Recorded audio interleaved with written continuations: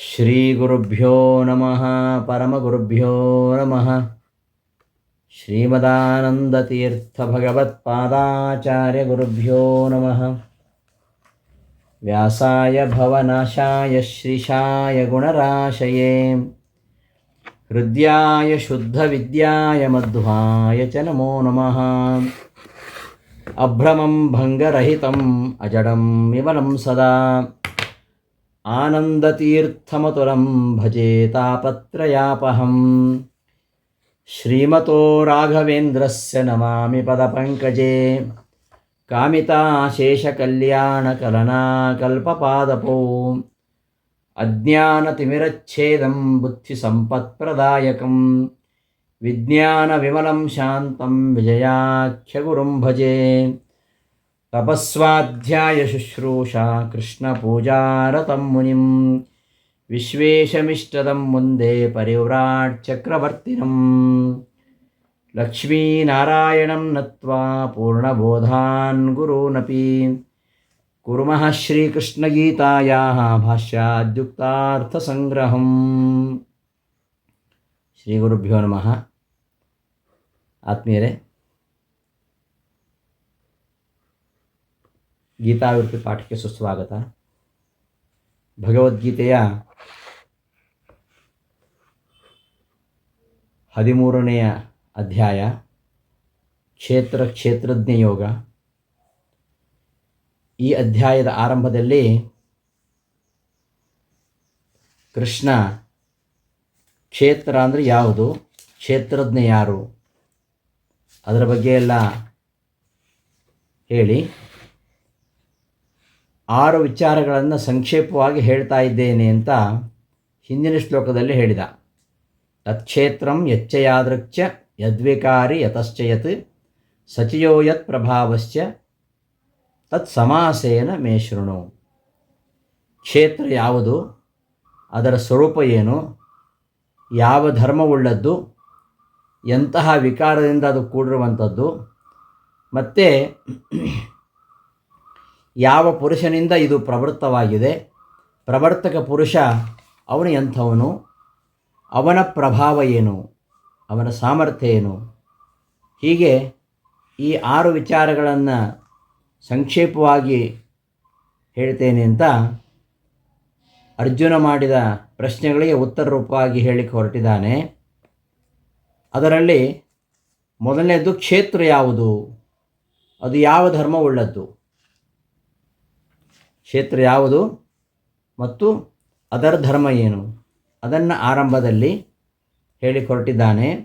ಮಹಾಭೂತಾನಿ ಅಹಂಕಾರ ಬುದ್ಧಿ ಅವ್ಯಕ್ತಂ ಏವಚ ಇಂದ್ರಿಯಾಣಿ ದಶೈಕಂಚ ಪಂಚಚ ಇಂದ್ರಿಯ ಗೋಚರಾಹ.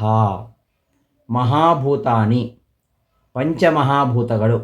ಪಂಚಮಹಾಭೂತಗಳು ಅಂದರೆ ಪೃಥ್ವಿ, ಜಲ, ತೇಜಸ್ಸು, ವಾಯು, ಆಕಾಶ, ಇವುಗಳನ್ನು ಪಂಚಮಹಾಭೂತಗಳು ಅಂತ ಹೇಳ್ತಾರೆ. ಇನ್ನು ಅಹಂಕಾರ ತತ್ವ, ಮಹತ್ತತ್ವ, ಆಮೇಲೆ ಬುದ್ಧಿ, ಅವ್ಯಕ್ತಮೇವಚ, ಅದನ್ನೇ ಅವ್ಯಕ್ತ ಅಂತ ಹೇಳೋದು. ಈ ಪ್ರಕೃತಿಯನ್ನು ಅವ್ಯಕ್ತ ಅಂತ ಹೇಳೋದು. ಅದು ವ್ಯಕ್ತವಾಗುವ ಮೊದಲು ಅದು ಅವ್ಯಕ್ತವಾಗಿರೋದ್ರಿಂದ ಅವ್ಯಕ್ತ ಅಂತ ಹೇಳೋದು. ಆ ಪ್ರಕೃತಿಯ ಈ 24 ತತ್ವಗಳಿವು. ಪ್ರಕೃತಿಯ 24 ತತ್ವಗಳು. ಅವ್ಯಕ್ತವಾಗಿರತಕ್ಕಂತಹ ಪ್ರಕೃತಿ ನಾನಾ ವಿಕಾರಗಳನ್ನು ಪಡೆದುಕೊಂಡು 24 ರೀತಿಯ ವಿಕಾರವನ್ನು ಹೊಂದದೆ. ಅವುಗಳನ್ನೇ ಪ್ರಕೃತಿಯ 24 ತತ್ವಗಳು ಅಂತ ಹೇಳೋದು. ಅವುಗಳೇ ಮಹತ್ತತ್ವ, ಅಹಂಕಾರ ತತ್ವ, ಮತ್ತು ಪಂಚಜ್ಞಾನೇಂದ್ರಿಯಗಳು, ಕರ್ಮೇಂದ್ರಿಯಗಳು ಮತ್ತು ಬುದ್ಧಿ. ಪಂಚಜ್ಞಾನೇಂದ್ರಿಯಗಳು ಕಣ್ಣು, ಕಿವಿ, ರಸನೇಂದ್ರಿಯ, ಘ್ರಾಣೇಂದ್ರಿಯ, ತ್ವಗೇಂದ್ರಿಯ, ಇವು ಜ್ಞಾನೇಂದ್ರಿಯಗಳು. ಪಂಚಕರ್ಮೇಂದ್ರಿಯಗಳು ವಾಕ್ಪಾಣಿ ಪಾದ ಪಾಯು ಉಪಸ್ಥಾಂತ 5 ಕರ್ಮೇಂದ್ರಿಯಗಳು. ಹೀಗೆ 5 ಜ್ಞಾನೇಂದ್ರಿಯಗಳು, 5 ಕರ್ಮೇಂದ್ರಿಯಗಳು ಹಾಗೂ ಮನಸ್ಸು. ಹೀಗೆ 11 ಇಂದ್ರಿಯಗಳು. ಇಂದ್ರಿಯಾಣಿ ದಶ ಏಕಂಚ, ಏಕಂಚ ಅವ್ಯಕ್ತಂ, ಅದು ಬುದ್ಧಿ, ಅದು ಮನಸ್ಸು. ಹೀಗೆ 5 ಜ್ಞಾನೇಂದ್ರಿಯಗಳು, 5 ಕರ್ಮೇಂದ್ರಿಯಗಳು ಮತ್ತು ಬುದ್ಧಿ, ಅಂತಃಕರಣ, ಮನಸ್ಸು ಅಂತ ಹೇಳ್ತಾರೆ. ಇನ್ನು ಅವ್ಯಕ್ತ, ಅವ್ಯಕ್ತ ಅಂದರೆ ಪ್ರಕೃತಿ, ಪ್ರಧಾನ ಅಂತ ಹೆಸರು, ಪ್ರಧಾನ ಅಂತ ಹೇಳ್ತಾರೆ, ಪ್ರಕೃತಿ ಅಂತ ಹೇಳ್ತಾರೆ. ಅದು ಮೊದಲು ವ್ಯಕ್ತವಾಗಿರುವುದಿಲ್ಲ, ಅವ್ಯಕ್ತವಾಗಿರುತ್ತೆ ಎಂಬ ಕಾರಣಕ್ಕೆ ಅದಕ್ಕೆ ಅವ್ಯಕ್ತ ಅಂತ ಹೇಳೋದು. ಇದು ಸತ್ವರಜಸ್ತಮೋ ಗುಣಾತ್ಮಕವಾಗಿರುವಂಥದ್ದು, ಅಂತಹ ಅವ್ಯಕ್ತ ತತ್ವ. ಈ ಪಂಚ ಜ್ಞಾನೇಂದ್ರಿಯಗಳು, ಇವುಗಳಿಗೆ ಗೋಚರವಾಗಿರತಕ್ಕಂತಹ ವಿಷಯಗಳು ಇಂದ್ರಿಯ ಗೋಚರಾಹ, ಪಂಚ ಇಂದ್ರಿಯಗಳಿಗೆ ಗೋಚರವಾಗಿರತಕ್ಕಂತಹ, ಗೋಚರ ಅಂದರೆ ವಿಷಯವಾಗುವಂಥದ್ದು, ಅವುಗಳು 5 ಪಂಚ. ಯಾವುದ್ಯಾವುದು ಅಂದರೆ ಶಬ್ದಾದಿ ವಿಷಯಗಳು, ಪೃಥಿವಿಯ ಗಂಧ, ಜಲದ ರಸ, ತೇಜಸ್ಸಿನ ರೂಪ, ವಾಯುವಿನ ಸ್ಪರ್ಶ, ಆಕಾಶದ ಶಬ್ದ. ಹೀಗೆ ಶಬ್ದಾದಿ ಪಂಚ ವಿಷಯಗಳು, ಇವೆಲ್ಲ ಒಟ್ಟಾರೆ ಇದನ್ನು ಕ್ಷೇತ್ರ ಅಂತ ಹೇಳೋದು. ಪಂಚಮಹಾಭೂತಗಳು, ಮಹತ್ತತ್ವ, ಅಹಂಕಾರ ತತ್ವ. ಮೊದಲು ಪ್ರಕೃತಿ ಅವ್ಯಕ್ತ, ಅದರಿಂದ ಅಹಂಕಾರ ತತ್ವ, ಮಹತ್ತತ್ವ, ಅದರಿಂದ ಅಹಂಕಾರ ತತ್ವ. ಆಮೇಲೆ ಪಂಚ ಜ್ಞಾನೇಂದ್ರಿಯಗಳು, ಪಂಚ ಕರ್ಮೇಂದ್ರಿಯಗಳು, ಪಂಚತನ್ಮಾತ್ರಗಳು, ಅದೇ ರೂಪರಸಾತಿ ಪಂಚತನ್ಮಾತ್ರಗಳು. ಇವನ್ನೆಲ್ಲ ಒಟ್ಟು ಸೇರಿ ಇದರ ಸಂಘಾತವೇ ಇದು ಕ್ಷೇತ್ರ. ಇದರ ವಿಕಾರಗಳ್ಯಾವುದು ಅಂದರೆ ಅದನ್ನು ಹೇಳಿದ್ದು ಇಚ್ಛಾ, ದ್ವೇಷ, ಸುಖಂ, ದುಃಖಂ, ಸಂಘಾತಃ, ಚೇತನಾ, ಧೃತಿ. ಏತತ್ ಕ್ಷೇತ್ರಂ ಸಮಾಸೇನ ಸವಿಕಾರಮುದಾಹೃತಂ. ಈ ವಿಕಾರಗಳಿಂದ ಸಹಿತವಾಗಿರತಕ್ಕಂತಹ ಈ ಕ್ಷೇತ್ರದ ಬಗ್ಗೆ ಸಂಕ್ಷೇಪವಾಗಿ ಹೇಳ್ತೇನೆ. ಯಾವ ವಿಕಾರಗಳು ಅದನ್ನು ಹೇಳ್ತೇನೆ ಅಂತ ಹೇಳಿದ್ದು. ಕ್ಷೇತ್ರ ಅಂದರೆ ಯಾವುದು, ಅದರ ಧರ್ಮಗಳೇನು, ಅದರ ವಿಕಾರಗಳು ಯಾವ್ಯಾವು, ಅದನ್ನು ಒಂದೊಂದೇ ಹೇಳ್ತಾ ಹೊರಟಿದ್ದಾನೆ. ವಿಕಾರಗಳು ಯಾವುವು? ಇಚ್ಛಾ, ದ್ವೇಷ, ಸುಖ, ದುಃಖ, ಮತ್ತು ನಮ್ಮ ದೇಹ, ಶರೀರ ಮತ್ತು ಮನಸ್ಸು, ಅದರ ವ್ಯಾಪ್ತಿ ಮತ್ತು ಧೈರ್ಯ, ಇವುಗಳೆಲ್ಲ ವಿಕಾರಗಳು. ಇವುಗಳಿಂದ ಸಹಿತವಾಗಿರ್ತಕ್ಕಂತಹ ಏತತ್ ಕ್ಷೇತ್ರಂ, ಈ ಕ್ಷೇತ್ರದ ಬಗ್ಗೆ ಸಮಾಸೇನ ಉದಾಹೃತಂ, ಇಂತಹ ವಿಕಾರಗಳಿಂದ ಕೂಡಿದ ಕ್ಷೇತ್ರದ ಬಗ್ಗೆ ಸಂಕ್ಷೇಪವಾಗಿ ನಾನು ಹೇಳಿದ್ದೇನೆ, ಇನ್ನು ಮುಂದೆ ಅದನ್ನು ವಿಸ್ತಾರವಾಗಿ ಹೇಳ್ತೇನೆ ಅಂತ ಈ ಶ್ಲೋಕದ ಈ 2 ಶ್ಲೋಕಗಳ ಅಭಿಪ್ರಾಯ. ಇದನ್ನು ಗೀತಾವಿವೃತ್ತಿಯಲ್ಲಿ ರಾಯರು ಅರ್ಥವನ್ನು ವಿವರಿಸ್ತಾರೆ. ಕ್ಷೇತ್ರಂ ಯಚ್ಚ ಯಾದೃಚ್ಛ ತಚ್ಛೃಣು ಇತಿ ಪ್ರತಿಜ್ಞಾತಮಾಹ. ಹಿಂದಿನ ಶ್ಲೋಕದಲ್ಲಿ ಪ್ರತಿಜ್ಞೆ ಮಾಡಿದ ಕೃಷ್ಣ, ತತ್ಕ್ಷೇತ್ರಂ ಯಚ್ಚ ಯಾದೃಚ್ಛ ಯದ್ವಿಕಾರಿ ಯತಶ್ಚ ಯತ್ ಸಚಯೋ ಯತ್ ಪ್ರಭಾವಶ್ಚ ತತ್ಸಮಾಸೇನ ಮೇ ಶೃಣು ಅಂತ ಹಿಂದಿನ ಶ್ಲೋಕದಲ್ಲಿ ಏನು ಪ್ರತಿಜ್ಞೆ ಮಾಡಿದ್ನಲ್ಲ, ಯಚ್ಚ ಯಾದೃಚ್ಛ ಅಂದರೆ ಕ್ಷೇತ್ರ ಯಾವುದು, ಅದರ ಸ್ವರೂಪ ಏನು, ಅದರಲ್ಲಿರತಕ್ಕಂತಹ ಧರ್ಮಗಳು ಯಾವುವು ಅಂತೇನು ಪ್ರತಿಜ್ಞೆ ಮಾಡಿದ್ದಾನೆ. ಆ ಪ್ರತಿಜ್ಞಾತಂ ಆಹಾ, ಪ್ರತಿಜ್ಞೆ ಮಾಡಿದ್ದನ್ನೇ ಇಲ್ಲಿ ಹೇಳಿಕ್ಕೆ ಹೊರಟಿದ್ದಾನೆ ಮಹಾಭೂತಾನಿ ಎಂಬ ಈ 2 ಶ್ಲೋಕಗಳಿಂದ ಅಂತ ಈ ಶ್ಲೋಕಕ್ಕೆ ಅವತರಣಿಕೆಯನ್ನು ರಾಯರು ನಿರೂಪಿಸ್ತಾರೆ. ಮಹಾಭೂತಾನೀತಿ ಪಂಚಮಹಾಭೂತಾನಿ ಮಹತ್ತತ್ವಮಪಿ ಅಹಂಕಾರ ಶಬ್ದೇನ ಗೃಹ್ಯತೆ. ಇಲ್ಲಿ ಮಹತ್ತತ್ವ ಅಂತ ಹೇಳಿಲ್ಲ ಶ್ಲೋಕದಲ್ಲಿ, ಅಹಂಕಾರ ಅಂತ ಇರೋದು. ಆದ್ದರಿಂದ ಮಹತ್ತತ್ವವನ್ನು ಅಹಂಕಾರ ಶಬ್ದದಿಂದ ಇಟ್ಕೊಳ್ಬೇಕು. ಮಹತ್ತತ್ವ ಅದನ್ನು ಅಹಂಕಾರ ಶಬ್ದದಿಂದ ಇಟ್ಕೊಳ್ಬೇಕು. ಇನ್ನು ಬುದ್ಧಿ ಅಂದರೆ ಅಂತಃಕರಣ ವಿಶೇಷ. ಅವ್ಯಕ್ತ ಅಂದರೆ ತ್ರಿಗುಣಾತ್ಮಕಂ ಪ್ರಧಾನಂ, ತ್ರಿಗುಣಾತ್ಮಕವಾಗಿರ್ತಕ್ಕಂಥ ಸತ್ವರಜಸ್ತಮೋ ಗುಣಾತ್ಮಕವಾಗಿರ್ತಕ್ಕಂಥ ಪ್ರಧಾನ. ಇಂದ್ರಿಯಗಳು 10 ಮತ್ತು 1, ಇಂದ್ರಿಯಾಣಿ ದಶ ಏಕಂಚ.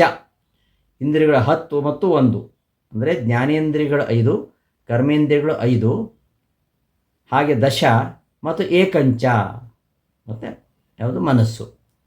ಹೀಗೆ ಜ್ಞಾನೇಂದ್ರಿಯ ಮನೋಭೇದೇನ ಏಕಾದಶ ಇಂದ್ರಿಯಾಣಿ, ಜ್ಞಾನೇಂದ್ರಿಯಗಳು, ಕರ್ಮೇಂದ್ರಿಯಗಳು ಮತ್ತು ಈ ಮನಸ್ಸು, ಹೀಗೆ ಒಟ್ಟು ಸೇರಿ ಏಕಾದಶಿ ಇಂದ್ರಿಯಾಣಿ, 11 ಇಂದ್ರಿಯಗಳು.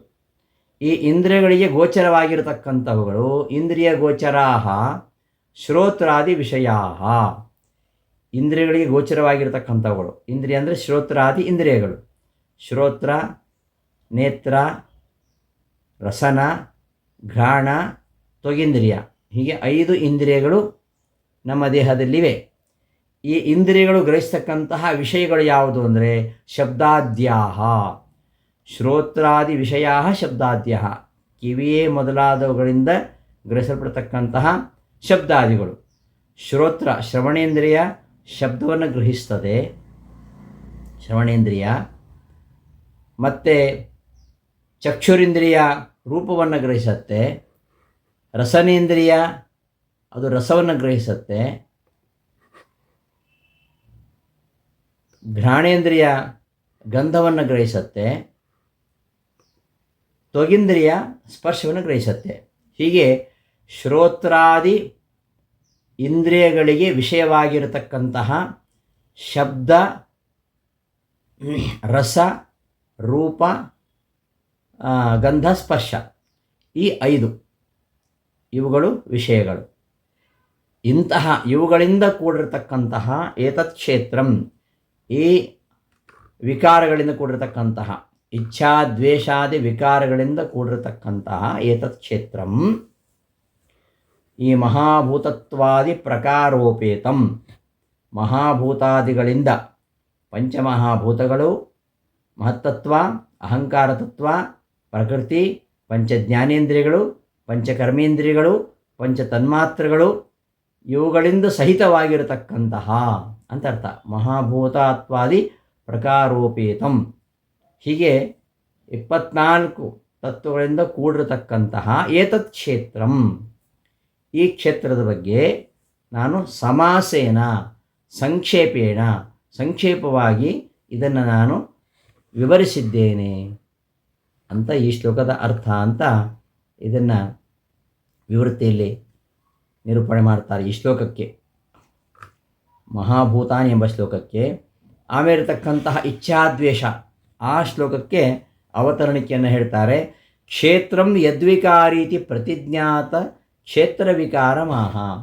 ಈ ಕ್ಷೇತ್ರದ ವಿಕಾರಗಳು, ಈ ಕ್ಷೇತ್ರ ಯದ್ವಿಕಾರಿ, ಎಂತಹ ವಿಕಾರದಿಂದ ಕೂಡಿರುವಂಥದ್ದು, ಯಾವುದಕ್ಕೆ ಇದು ಉಪಾದಾನವಾಗಿರುವಂಥದ್ದು ಅನ್ನುವ ಪ್ರಶ್ನೆ ಉಂಟಲ್ವಾ. ಈ ಕ್ಷೇತ್ರ ಯಾವುದರ ವಿಕಾರವುಳ್ಳದ್ದು ಅಂತೇನು ಹೇಳಿದಾನಲ್ಲ, ಆ ಒಂದು ಪ್ರತಿಜ್ಞೆ ಮಾಡಿರ್ತಕ್ಕಂತಹ ಈ ಕ್ಷೇತ್ರದ ವಿಕಾರಗಳು ಯಾವುದ್ಯಾವುದು ಅದನ್ನು ಹೇಳಲಿಕ್ಕೆ ಹೊರಟಿದ್ದಾನೆ ಕೃಷ್ಣ ಇಚ್ಛಾ ಎಂಬ ಶ್ಲೋಕದಿಂದ, ಇಚ್ಛಾದ್ವೇಷ ಎಂಬ ಶ್ಲೋಕದಿಂದ.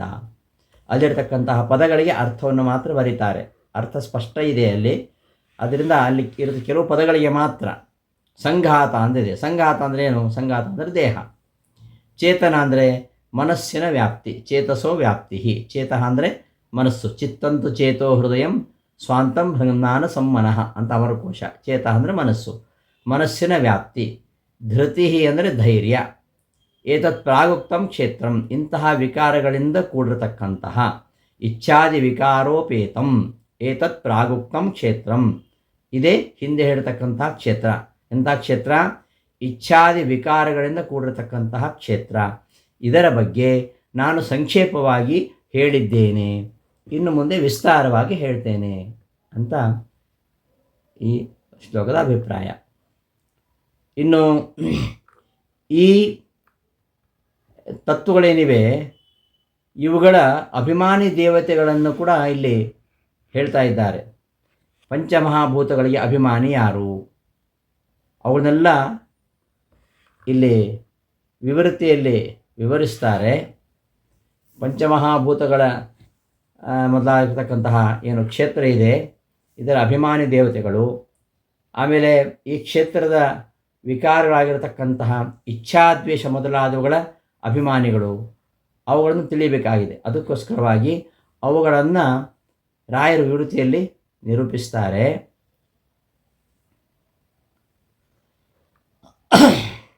ಆಕಾಶಕ್ಕೆ ಅಭಿಮಾನಿ ವಿಘ್ನೇಶನಾಗಿರತಕ್ಕಂತಹ ಗಣಪತಿ ಅಂತ.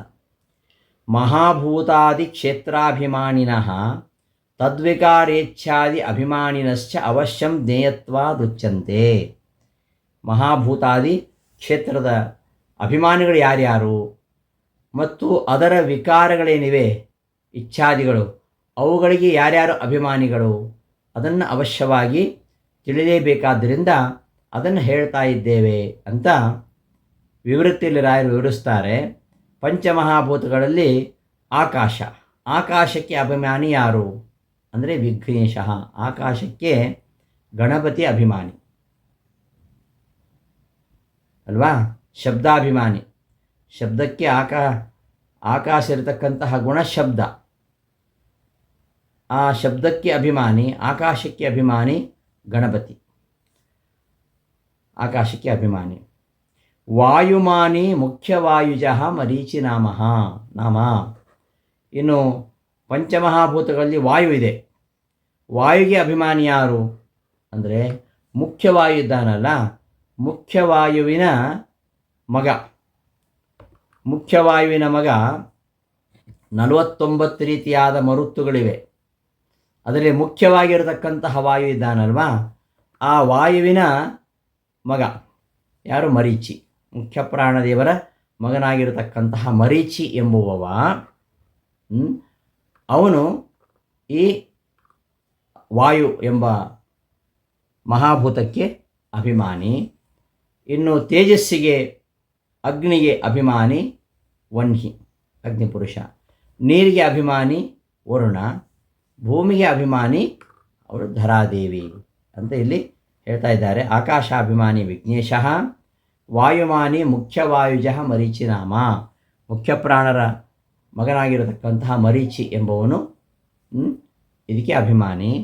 ಅಗ್ನಿಮಾನಿ ವನ್ನಿ, ಅಗ್ನಿತತ್ವಕ್ಕೆ ಅಭಿಮಾನಿ ವನ್ನಿ. ನೀರಿಗೆ ಅಭಿಮಾನಿ ಅವಭಿಮಾನಿ ವರುಣ. ಭೂಮಿಮಾನಿನಿ, ಭೂಮಿಗೆ ಅಭಿಮಾನಿನಿ ಧರಾದೇವಿ. ಹೀಗೆ ಪಂಚಭೂತಗಳ ಅಭಿಮಾನಿ ದೇವತೆಗಳು ಯಾರು ಎಂಬುದನ್ನು ಹೇಳಿ, ಇನ್ನು ಅಹಂಕಾರ ತತ್ವ, ಮಹತ್ತತ್ವ, ಅಹಂಕಾರ ತತ್ವ ಎಲ್ಲ ಇದೆ. ಮಹತ್ತತ್ವಕ್ಕೆ ಅಭಿಮಾನಿ ಬ್ರಹ್ಮ, ಅಹಂಕಾರಕ್ಕೆ ಅಭಿಮಾನಿ ಶಿವ, ಬುದ್ಧಿಗೆ ಅಭಿಮಾನಿ ಉಮಾದೇವಿ, ಅವ್ಯಕ್ತ ತತ್ವಕ್ಕೆ ಪ್ರಕೃತಿಗೆ ಅಭಿಮಾನಿ ಲಕ್ಷ್ಮಿ.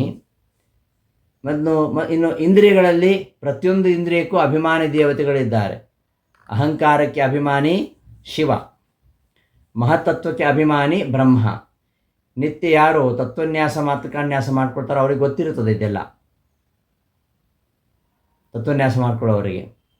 ಅಹಂಕಾರ ತತ್ವಕ್ಕೆ ಅಭಿಮಾನಿ ಶಿವ, ಮಹತ್ತತ್ವಕ್ಕೆ ಅಭಿಮಾನಿ ಬ್ರಹ್ಮ, ಬುದ್ಧಿ ತತ್ವಕ್ಕೆ ಅಭಿಮಾನಿ ಉಮಾ ಪಾರ್ವತಿ ದೇವಿ, ಅವ್ಯಕ್ತ ತತ್ವಕ್ಕೆ ಅಭಿಮಾನಿ ಅವ್ಯಕ್ತಂ ಶ್ರೀದೇವಿ ಲಕ್ಷ್ಮೀದೇವಿ.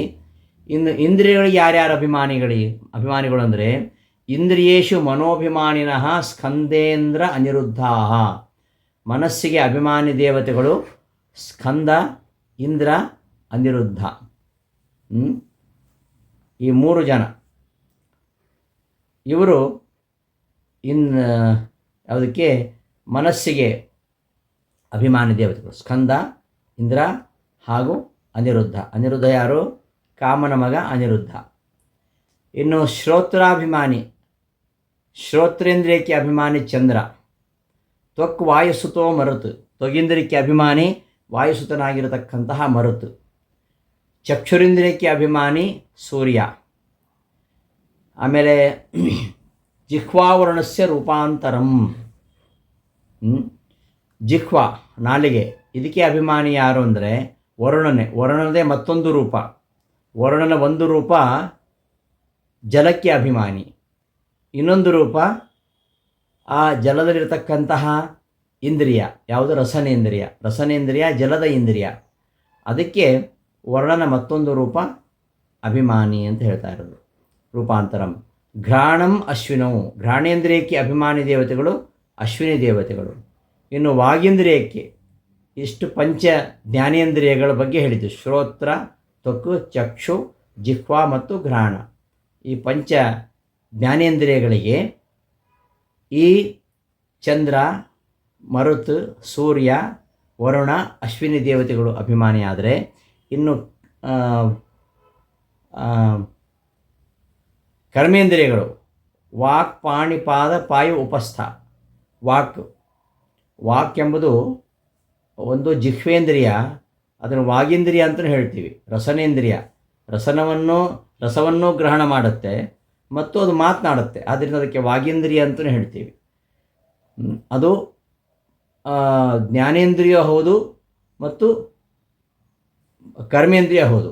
ನಾವು ನಾಲಿಗೆಯಿಂದಲೇ ಮಾತಾಡೋದಾದ್ದರಿಂದ ಅದು ಕರ್ಮೇಂದ್ರಿಯ ಕೂಡ ಆಗುತ್ತೆ. ಅಂತಹ ವಾಗೀಂದ್ರಿಯಕ್ಕೆ ಅಗ್ನಿ ಅಭಿಮಾನಿ, ಹಸ್ತಗಳಿಗೆ ವಾಯುಸುತರಾಗಿರತಕ್ಕಂತಹ ಮರುತ್ತುಗಳ ಅಭಿಮಾನಿ, ಪಾದಗಳಿಗೆ ವಿಷ್ಣುವಿನಿಂದ ಆವಿಷ್ಟರಾಗಿರತಕ್ಕಂತಹ ಶಚಿಯ ಮಕ್ಕಳು ಯಜ್ಞ ಮತ್ತು ಶಂಭು ಅನ್ನೋರು ಅಭಿಮಾನಿ. ಇನ್ನು ಪಾಯು ಇಂದ್ರಿಯಕ್ಕೆ ಯಮ ಅಭಿಮಾನಿ, ಉಪಸ್ಥ ಇಂದ್ರಿಯಕ್ಕೆ ಶಿವ ಮತ್ತು ಮನು ಇವರ ಅಭಿಮಾನಿಗಳು. ಇನ್ನು ಇಂದ್ರಿಯ ಗೋಚರವಾಗಿರತಕ್ಕಂತಹ ಪಂಚಜ್ಞಾನೇಂದ್ರಿಯಗಳಿಗೆ ವಿಷಯವಾಗಿರತಕ್ಕಂತಹ ಶಬ್ದ, ಸ್ಪರ್ಶ, ರೂಪರಸ, ಗಂಧ ಇವುಗಳಿಗೆ ಅಭಿಮಾನಿ ಯಾರು ಅಂದರೆ ಶಿವನ ಮಕ್ಕಳು ಇದಕ್ಕೆ ಈ ವಿಷಯಗಳಿಗೆ ಅಭಿಮಾನಿ. ಇನ್ನು ಈ ಕ್ಷೇತ್ರದ ವಿಕಾರಗಳಿವೆ ಅಂತ ಹೇಳಿದರು. ಆ ಕ್ಷೇತ್ರದ ವಿಕಾರಗಳಿಗೂ ಕೂಡ ಅಭಿಮಾನಿ ಹೇಳ್ತಾ ಇದ್ದಾರೆ. ವಿಕಾರಗಳಲ್ಲಿ ಇಚ್ಛೆಗೆ ಲಕ್ಷ್ಮೀ ಅಭಿಮಾನಿ,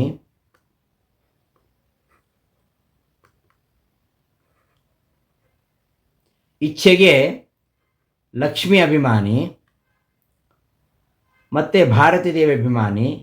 ದ್ವೇಷ ದುಃಖಗಳಿಗೆ ಅಭಿಮಾನಿ ಕಲಿದ್ವಾಪರರು ಅಂತ. ಕಲಿ ಮತ್ತು ದ್ವಾಪರ ಇವರಿಬ್ಬರು ದ್ವೇಷ ದುಃಖಗಳಿಗೆ ಅಭಿಮಾನಿ. ದ್ವೇಷ ಮತ್ತು ದುಃಖ, ಕಲಿ ಮತ್ತೊಬ್ಬ ದ್ವಾಪರ, ಇವರು ಇದಕ್ಕೆ ಅಭಿಮಾನಿ. ಇನ್ನು ಸುಖಕ್ಕೆ ಅಭಿಮಾನಿ ಮುಖ್ಯ ಪ್ರಾಣದೇವರು. ಹೀಗೆ ವಿಕಾರಗಳಿಗೂ ಕೂಡ ಅಭಿಮಾನಿಗಳಿದ್ದಾರೆ ಅಂತ ಹೇಳ್ತಾ, ಧೈರ್ಯಕ್ಕೆ ಅಭಿಮಾನಿ ಸರಸ್ವತಿ ದೇವಿಯವರು, ಭಾರತೀ ದೇವಿಯವರು. ಚೇತನಾಶ್ರೀಹಿ, ಚೇತನಕ್ಕೆ ಅಭಿಮಾನಿ ಅಂದರೆ ನಮ್ಮ ಮನಸ್ಸಿಗೆ ಅಭಿಮಾನಿ. ಮನಸ್ಸಿನ ವ್ಯಾಪ್ತಿ, ಮನಸ್ಸು ಇಂದ್ರಿಯ, ಅದರ ವ್ಯಾಪ್ತಿ ಉಂಟಲ್ಲ, ಅದಕ್ಕೆ ಅಭಿಮಾನಿ ಶ್ರೀದೇವಿ. ಇನ್ನು ನಮ್ಮ ದೇಹಕ್ಕೆ ಅಭಿಮಾನಿಗಳು ಬೇರೆ ಬೇರೆ ಚೇತನಗಳಿದ್ದಾರೆ, ದೇಹಾಭಿಮಾನಿ ದೇವತೆಗಳು. ನಾವೆಲ್ಲ ಅದನ್ನು ನಿತ್ಯ ಅನುಸಂಧಾನ ಮಾಡಿಕೊಳ್ತೇವೆ. ನಮ್ಮ ದೇಹದಲ್ಲಿರ್ತಕ್ಕಂತಹ ದೇಹಾಭಿಮಾನಿಗಳು. ಅಭಿಮಾನಿನಾಂ ಪ್ರಾಗುಕ್ತ ವ್ಯುತ್ಪತ್ತಿಯ ಭಗವನ್ನಿವಾಸತ್ವಾದೇವ ಕ್ಷೇತ್ರನಾಮತ್ವಂ. ಹೀಗೆ ಎಲ್ಲ ಅಭಿಮಾನಿ ದೇವತೆಗಳು ನಮ್ಮ ದೇಹದಲ್ಲಿ ಪಂಚಭೌತಿಕವಾಗಿರತಕ್ಕಂತಹ ಈ ಶರೀರದಲ್ಲಿ ಇರತಕ್ಕಂತಹ ಪಂಚಮಹಾಭೂತಗಳು, ಪಂಚಜ್ಞಾನೇಂದ್ರಿಯಗಳು, ಪಂಚಕರ್ಮೇಂದ್ರಿಯಗಳು, ಆಮೇಲೆ ಮಹತ್ತತ್ವ, ಅಹಂಕಾರ ತತ್ವ, ಪ್ರಕೃತಿ, ಇವೆಲ್ಲರಿಗೂ ಅಭಿಮಾನಿ ದೇವತೆಗಳು ನಮ್ಮ ದೇಹದಲ್ಲಿದ್ದಾರೆ. ಆದ್ದರಿಂದಲೇ ಇದನ್ನು ಕ್ಷೇತ್ರ ಅಂತ ಹೇಳೋದು. ಇದರೊಂದಿಗೆ ಪರಮಾತ್ಮ ಇದರಲ್ಲಿ ವಾಸ ಮಾಡಿದ್ದಾನೆ. ಈ ಎಲ್ಲ ತತ್ವಾಭಿಮಾನಿ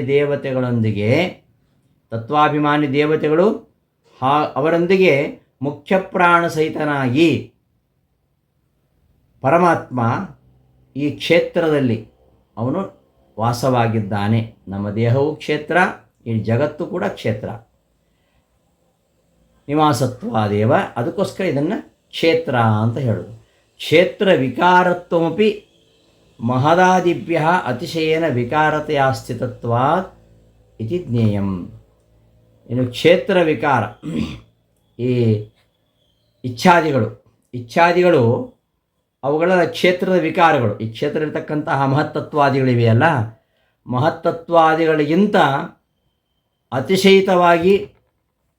ಅತಿಶಯಿತವಾಗಿ ಇರುವುದರಿಂದ, ವಿಕಾರವಾಗಿರುವುದರಿಂದ ಅವುಗಳು ಈ ಕ್ಷೇತ್ರದ ವಿಕಾರಗಳು ಅಂತ ಅನಿಸ್ಕೊಂಡಿದ್ದಾವೆ ಅಂತ ತಿಳ್ಕೊಳ್ಬೇಕು ಅಂತ ಇದರ ಅರ್ಥ. ಕ್ಷೇತ್ರ ವಿಕಾರತ್ವಮಪಿ ಮಹದಾದಿಭ್ಯ ಅತಿಶಯೇನ, ಮಹದಾದಿಗಳಿಗಿಂತಲೂ ಅತಿಶಯವಾಗಿ ವಿಕಾರ ಉಳ್ಳವುಗಳಾದ್ದರಿಂದ ಇವು ಕ್ಷೇತ್ರದ ವಿಕಾರಗಳು ಅಂತ ತಿಳ್ಕೊಳ್ಬೇಕು.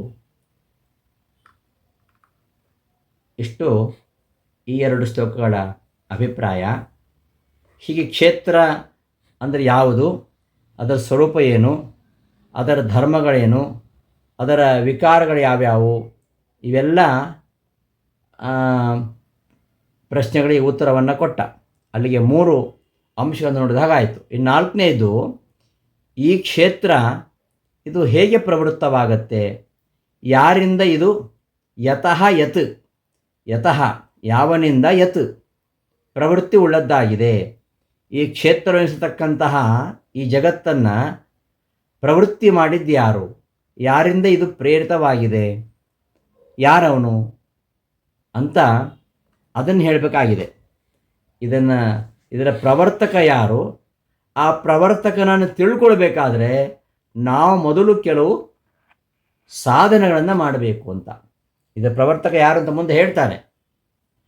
ಅಂತಹ ಪ್ರವರ್ತಕನಾಗಿರ್ತಕ್ಕಂತಹ ಪುರುಷನನ್ನು ತಿಳ್ಕೊಳ್ಬೇಕಾದ್ರೆ ನಾವು ಮಾಡಬೇಕಾಗಿರತಕ್ಕಂತಹ ಸಾಧನೆಗಳೇನು?